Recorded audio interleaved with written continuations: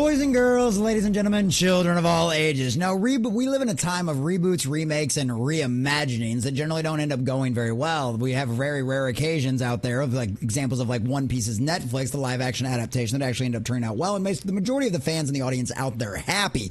But when it was announced that The Crow, of course, the legendary movie from the 90s starring Brandon Lee as his very last movie out there, the absolute iconic and epic based on a wonderful and amazing graphic novel out there, a series of them, and it's just one of them situations where, boys and girls, this honestly throws up a lot of red flags for a lot of people, especially after the death of Brandon Lee in that movie and how much of it is just, it's an icon and a tribute to what could have been with him.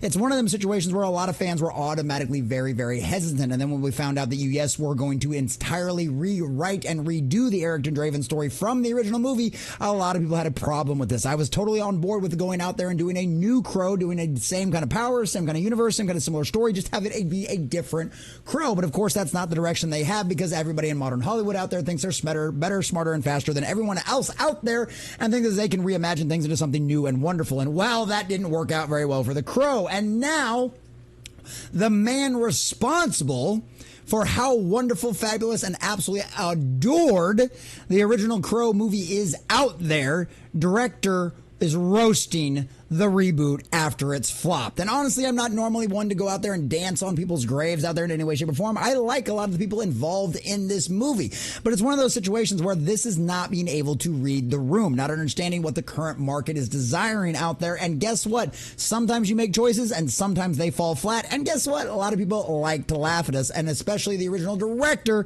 considering some of the back and forth that has gone on in the past. So we're going to check out this article from Variety.com, getting all the juicy details and see exactly what he said. But before we do, if you do enjoy our content, hit that like button, share with all your friends, and subscribe or follow if you have not already, because boys and girls, we're inching our way closer and closer to 1,300, and I could not do that without every single one of you. Also, leave us a comment in the section down below. Let us know what you think about all of this. Have you gone and seen this movie? Do you plan on going and seeing this movie? Or are you just going to wait for it to come on streaming service so you can watch it for free? Or is this something who you were at least maybe slightly optimistic about to see how it would go? I know I initially liked the first trailer, but then, of course, once again, I just completely and totally objected to this movie being made in its entirety, but the first trailer wasn't really that bad. Needless to say, also, that, boys and girls, this is my full-time job, so if you can help support the channel in any way, shape, or form, leave us a super thanks or become a member within the comment section down below. All those links are down there. So, from Variety.com, The Crow original director roasts reboot after it flopped at the box office.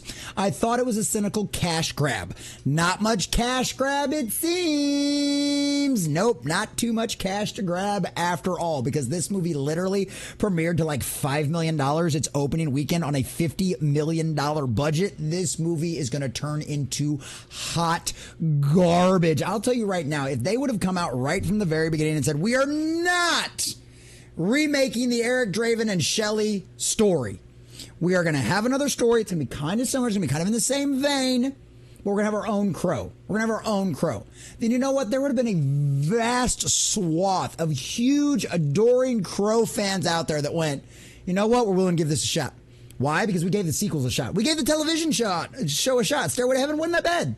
Wasn't that bad? I actually enjoyed it. I like seeing all the different Crows. That's one of the things I was hoping they were going to do with this when I heard about the first initial rumors. But unlike the smart decision in the Highlander franchise, where it's going to be the same universe, just a different person, they decided to remake the Eric Draven story. And yeah, that did not work out.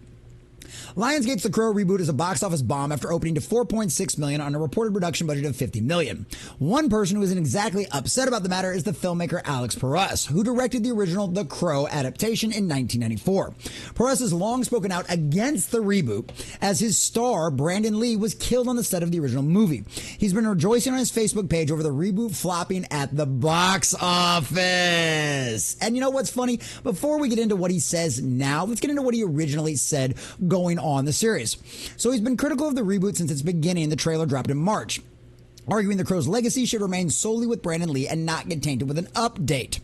And of course, the reboot stars It and John Wick Chapter 4 star Bill Skarsgård, and I love Bill Skarsgård. I think he's an incredible actor. I think he comes from a great family of good actors, and I was so sad to see him when they announced his casting as this role, because I was like, this is gonna be bad. Everybody's gonna hate this, and Bill Skarsgård does not deserve that hate in any way, shape, or form. So the original director says, I really don't get any joy from seeing negativity about any fellow filmmaker's work, Perez wrote on social media in March. And I'm certain the cast and crew really had all good intentions, as we all do on any film. so it pains me to say any more on this topic, but I think the fans' response speaks volumes. The Crow is not just a movie. Brandon Lee died making it, and it was finished as a testament to his lost brilliance and tragic loss. It is his legacy, and that's how it should remain. And of course, this was before they decided to defend this out there and go, well, we didn't go the same route. We felt like that did a disservice to the film. Instead, we wanted to chart our own course as a new way to celebrate it. We found a new way to the story, and we want them both to exist with their own voices, with their own set of fans. Hope everyone walks away from this film just reinvested in the people they love and care about. Because yes, it's about grief, it's about loss, it's also about sacrifice and what you're willing to do for the person you love. Well, apparently none of that resonated with the fans in any way, shape, or form because, well, we can get into the Rotten Tomatoes score, and why not? Let's bring this up real quick. We've already got Rotten Tomatoes pulled up over here. Anyway, let's see what happened with this one. Because not only did the audience not like it in any way, shape, or form, the critics hated it as well. Yeah, I don't think there's going to be a whole lot of fans out there that are going to be back there and asking you to really talk a lot about this movie. So what did he say? What is his latest roasting? I thought this was wonderful. So over on his Facebook page, responding to the reboot flopping, he says, I thought the remake was a cynical cash grab. Not much cash grab, it seems. The director also went out there and just talked about this over and over again. He says the director also has been sharing the negative reviews, and this is one of the great ones. He says, one review called The Crow Reboot, the worst movie of the year. To which Prioris wrote, the review we've all been waiting for. It's a bit like a flogging a dead horse now, so I think I'll stop after this until another funny one comes along. Because yes, this is a movie that should have not been made. I am a fan of the Crow universe. Like I said, as a kid, I enjoyed the Stairway to Heaven show. I thought it was a great way to do it while still respecting everything that had come from the original movies. Because what they did in that show was you went on and you told other Crow's story. You talked about the history of the spirit. Because much like, of course, the Ghost Rider character from the comic books out there, he is possessed by a spirit. It is a spirit, it's not a spirit of vengeance, but it's a spirit of loss, it's a spirit of revenge, it's a spirit of justice that the Crow is embodied with. That's what gives him his powers, that's what gives him his ability to go out there and do all of the things he can do. There is no reason that would not have happened again and again, because it's a beautiful story that tells us something. It uses a mythical fantasy world out there to tell us that yes, no matter how bad and nasty things get, no matter how much of a dark and horrendous people out there try to destroy your lives, there is a power, there is a force out there that is willing to give you justice, that is willing to right the wrongs of one of the most horrendous and abysmal acts that can happen to a person and their loved ones. And that's what makes The Crow a timeless story that has survived countless times through its comic books and, of course, through this movie. And has immortalized Brandon Lee, showing us the kind of character and the caliber of the actor he was and could have been going forward in the future.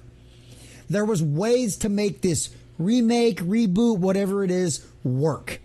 It was really simple. Give the fans what they wanted. Help us revisit the world of The Crow, but give us an original story.